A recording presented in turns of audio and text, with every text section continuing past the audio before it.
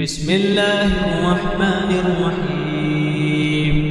الرحمن علم القرآن خلق الإنسان علمه البيان.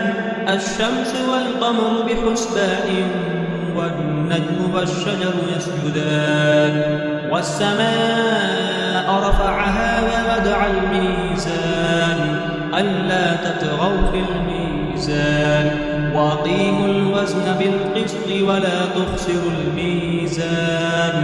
والأرض وزعها للأنام فيها فاكهة والنخل ذات الأكمام والحب ذو العصف والريحان. فبأي آلاء ربكما تكذبان؟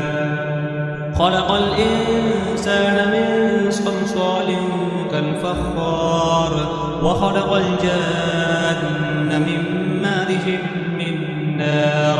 فبأي آلاء ربكما تكذبان؟ رب المشرقين ورب المغربين. فبأي آلاء ربكما تكذبان؟ مرج البحرين يلتقيان بينهما برزخ لا يبغيان. فبأي آلاء ربكما تكذبان؟ يخرج منهما اللؤلؤ والمرجان. فبأي آلاء ربكما تكذبان؟ وله الجوار المنشآت في البحر كالأعلام. فبأي آلاء ربكما تكذبان؟ كل من عليها فان ويبقى وجه ربك ذو الجلال والإكرام. فبأي آلاء ربكما تكذبان؟ يسأله ما في السماوات والأرض كل يوم هو في شأن. فبأي آلاء ربكما تكذبان؟ سنفرغ لكم أيها الثقلان. فبأي آلاء ربكما تكذبان؟ يا معشر الجن والإنس إن استطعتم أن تنفذوا من أقطار السماوات والأرض فانفذوا لا تنفذون إلا بسلطان. فبأي آلاء ربكما تكذبان؟ يرسل عليكما شواظ من نار ونحاس فلا تنتصران. فبأي آلاء ربكما تكذبان؟ وإذا انشقت السماء فكانت وردة كالدهان. فبأي آلاء ربكما تكذبان؟ فيومئذ لا يسأل عن ذنبه إنس ولا جان. فبأي آلاء ربكما تكذبان؟ يعرف المجرمون بسيماهم فيؤخذ بالنباسي والأقدام. فبأي آلاء ربكما تكذبان؟ هذه جهنم التي يكذب بها المجرمون يطوفون بينها وبين حميم آن.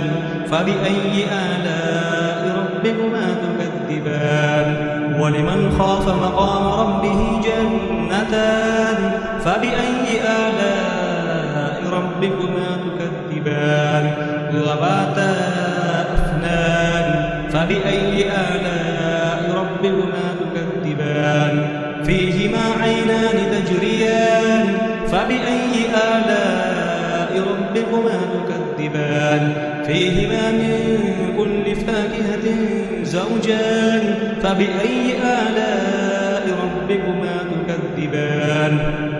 متكئين على فرش بطائنها من استبرق وجنى الجنتين دان. فبأي آلاء ربكما تكذبان؟ فيهن قاصرات الطرف لم يطمثهن إنس قبلهم ولا جان. فبأي آلاء ربكما تكذبان؟ كأنهن الياقوت والمرجان. فبأي آلاء ربكما تكذبان؟ هل جزاء الإحسان إلا الإحسان؟ فبأي آلاء ربكما تكذبان ومن دونهما جنتان فبأي آلاء ربكما تكذبان مدهامتان فبأي آلاء ربكما تكذبان فيهما عينان نضاختان فبأي آلاء ربكما تكذبان فيهما فاكهة ونخل ورمان فبأي آلاء ربكما تكذبان فيهن خيرات حسان فبأي آلاء ربكما تكذبان حور مقصورات في الخيام فبأي آلاء ربكما تكذبان لم يطمثهن إنس قبلهم ولا جان فبأي آلاء ربكما تكذبان متكئين على رفرف خضر وعبقري حسان فبأي آلاء ربكما تكذبان تبارك اسم ربك ذي الجلال والإكرام